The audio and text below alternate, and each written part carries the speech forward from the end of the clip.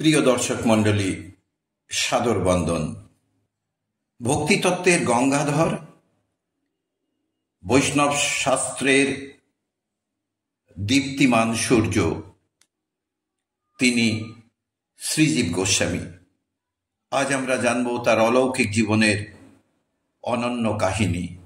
ভারতীয় বৈষ্ণব ভাবধারায় শ্রী চৈতন্য মহাপ্রভুর শিষ্যবর্গ এবং তাদের পরম্পরার গুরুগণ এক অসাধারণ ভূমিকা পালন করেছেন। তাদের মধ্যে শ্রীজীব গোস্বামী অন্যতম। তিনি ছিলেন শ্রী বল্লভ গোস্বামী এবং শ্রী রূপ গোস্বামীর ভ্রাতুষ্পুত্র। তিনি বৈষ্ণব দর্শনের তাত্ত্বিক ভিত্তি সুদৃঢ় করে তুলেছিলেন এবং গৌড়ীয় বৈষ্ণব সাহিত্যকে সমৃদ্ধ করেছিলেন। তবে কেবল শাস্ত্র সাধনাতেই নয়, তার জীবনে এমন বহু অলৌকিক ঘটনা ঘটেছিল যা একাধারে ঈশ্বর লীলার পরিচায়ক এবং ভক্তজনের হৃদয়কে সঞ্জীবিত করে। এই বর্ণনায় আমরা সেই সব অলৌকিক কাহিনীগুলি পর্যায়ক্রমে অবতারণা করব। শ্রীজীব গোস্বামীর জন্ম 1513 খ্রিস্টাব্দে পশ্চিমবঙ্গের রামকেলিতে। তার জন্মের পূর্বে তার পিতা শ্রী অনুপম গোস্বামী স্বপ্নযোগে দেখেছিলেন এক দিব্য জ্যোতি তাদের কুঠিরে প্রবেশ করছে। সেই জ্যোতি ধীরে ধীরে একটি শিশু আকৃতির রূপ ধারণ করে কনিষ্ঠ আঙুল তুলে বলছে, আমি শ্রী চৈতন্যনাথের সেবা করব। এই স্বপ্ন দেখে তারা বিস্মিত ও বিমুগ্ধ হন। জন্মের সময় কণ্ঠের মধ্যে কৃষ্ণ শব্দ উচ্চারিত হওয়ার মতো ধ্বনি শোনা গিয়েছিল, আর সেই কারণে শৈশবে তার নাম রাখা হয় জীব। পিতামাতা বুঝেছিলেন এ কোনো সাধারণ শিশু নয়। ছোটবেলায় তার অলৌকিক স্মৃতিশক্তি ছিল। 5-6 বছর বয়সেই তিনি গীতা, ভাগবত, রঘুনাথ দাস গোস্বামীর রচিত গ্রন্থ স্মরণ করতে পারতেন। অতি ক্ষুদ্র বয়সেই তাকে ঘিরে আশেপাশের ব্রাহ্মণ ভক্তরা বলতেন, এই শিশু নিশ্চিতভাবে কোনো সিদ্ধ পুরুষের অংশ। যখন তিনি কেবল 5 বছর বয়সী, তখন এক রাতে জীব গোস্বামী মাতৃহারা শোকে ক্লিষ্ট ছিলেন।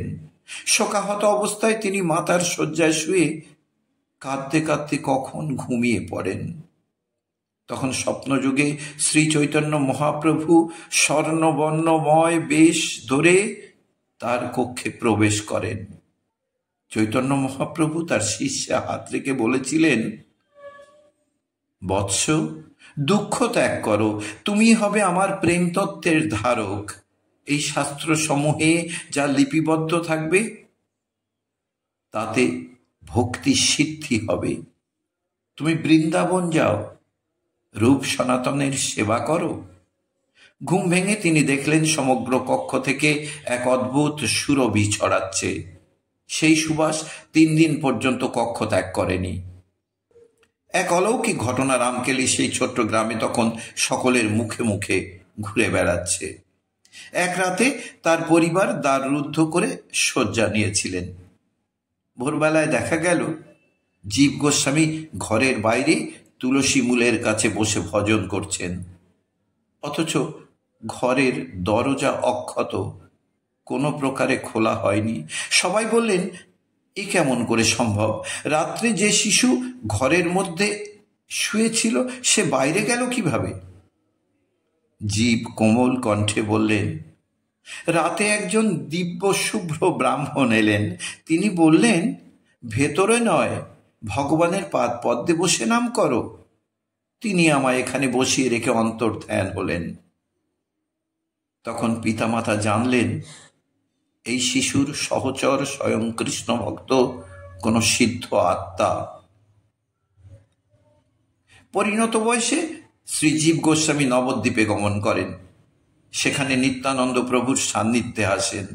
নিত্যানন্দ প্রভু তাকে জগন্নাথ মন্দিরে নিয়ে গিয়ে বললেন, এই স্থান এই নদিয়া চৈতন্যপ্রভুর লীলাভূমি। এখানে তিনি প্রেম বৃষ্টি করেছেন। জীব গোস্বামী অমোঘ প্রেমে বিগলিত হয়ে নিস্তব্ধে নিঃশব্দে কাঁদতে থাকেন।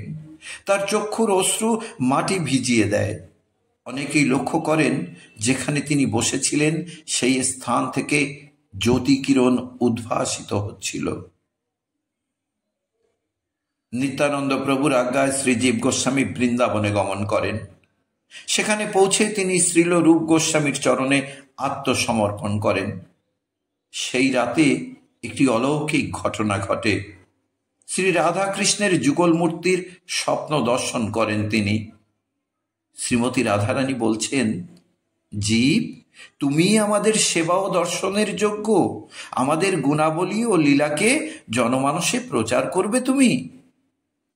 সেই দিব্য স্বপ্নের পরদিন ভোরে তিনি বৃন্দাবন মন্দিরে উপস্থিত হলে শ্রীমূর্তির চোখ থেকে অশ্রুপাত দেখেছিলেন। উপস্থিত সকল ব্রাহ্মণবর্গ এ দৃশ্যে অবাক হয়ে যান। জীব গোস্বামী তার জীবনকালে অজস্র শাস্ত্র রচনা করেছেন। একবার তিনি হরিনামামৃত ব্যাকরণ নামক গ্রন্থ রচনায় নিমগ্ন ছিলেন। সেই সময় বৃন্দাবনে ভীষণ অগ্নিকাণ্ড ঘটে। বহু গ্রন্থ, কুঠির, উপাসনাগৃহ পুড়ে ছাই হয়ে যায়। অগ্নি যখন তার কুঠির স্পর্শ করতে আসে, তিনি কৃষ্ণ নাম জপ করতে করতে তার পুস্তকের উপর এক টুকরো তুলসী পাতা স্থাপন করেন। অগ্নিশিখা সেই তুলসী পাতার কাছে পৌঁছেই নিভে যায়। এই ঘটনা তখন বৃন্দাবনের সমস্ত সাধু পুরুষদের কাছে একটি চরম অলৌকিক প্রমাণ হয়ে যায় যে তিনি কোনো সাধারণ জীব নন, কোনো সিদ্ধ আত্মা। রাতের সময় তিনি বহুবার কৃষ্ণ ও রাধার সরাসরি আদেশ পেয়েছেন। রূপ গোস্বামী যখন ভক্তি রসামৃত সিন্ধু রচনা করেন, জীব গোস্বামী স্বপ্নযোগে কৃষ্ণের নির্দেশ পেয়েছিলেন। ভক্তির মধুর রসকে সকল প্রাণীর কাছে সহজভাবে প্রকাশ করতে হবে জীব। এই নির্দেশেই তিনি বহু তত্ত্ব সন্দর্ভ রচনা করেন, যাতে গৌড়ীয় বৈষ্ণব দর্শনের সুদৃঢ় ভিত্তি স্থাপিত হয়। তিনি বলতেন, আমি যা লিখছি তা আমার নয়, স্বয়ং শ্রীমতী রাধারানী আমার চিত্তে শব্দরূপে প্রবেশ করে লিখিয়ে নিচ্ছেন। একবার এক গভীর ধ্যানের মধ্যে জীব গোস্বামী তার কক্ষে উপবিষ্ট ছিলেন। হঠাৎ অন্তর্চোখে শ্রী মাধবেন্দ্র পুরীর মূর্তির দিব্য দর্শন হয়।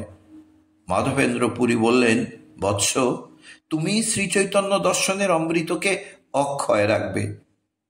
ঘুম ভাঙার পর জীব গোস্বামী লক্ষ্য করলেন তার কক্ষ সুবাসে ভরে গেছে।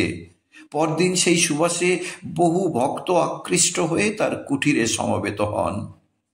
বৃন্দাবনে তার তত্ত্বাবধানে রাধা দামোদর মন্দির প্রতিষ্ঠিত হয়। প্রতিদিন তিনি সেবা করতেন। মূর্তির স্নান, অর্চন, ভোগ নিবেদন, দীপদান।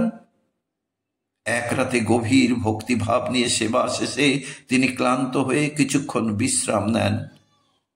তখন শ্রী দামোদরজির মূর্তির হাড় থেকে তুলসী পাতা খসে তার বক্ষে স্থিত হয়। সেই স্থানে আজীবন একটি স্নিগ্ধ চিহ্ন রয়ে যায়, যা ভক্ত সমাজে দামোদর চিহ্ন নামে প্রসিদ্ধ। বিভিন্ন সময়ে অশ্রদ্ধ ব্যক্তিরা বৃন্দাবনে এসে শাস্ত্রবিরোধী মত প্রচার করতে চেয়েছেন। জীব গোস্বামী তাদের যুক্তি তর্কে পরাভূত করে বৈষ্ণব ধর্মকে বারংবার রক্ষা করেছেন। একবার কাশ্মীরের এক বিখ্যাত পণ্ডিত শিব সর্বতত্ত্ব প্রচার করতে আসেন।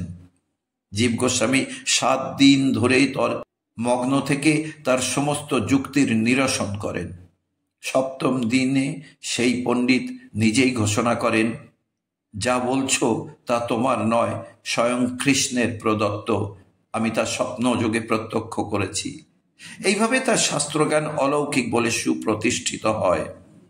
শেষ জীবনে জীব গোস্বামী এক অনন্য স্থিতপ্রজ্ঞ অবস্থায় পৌঁছেছিলেন। তিনি অল্প আহার গ্রহণ করতেন, নিদ্রা প্রায় ত্যাগ করেছিলেন।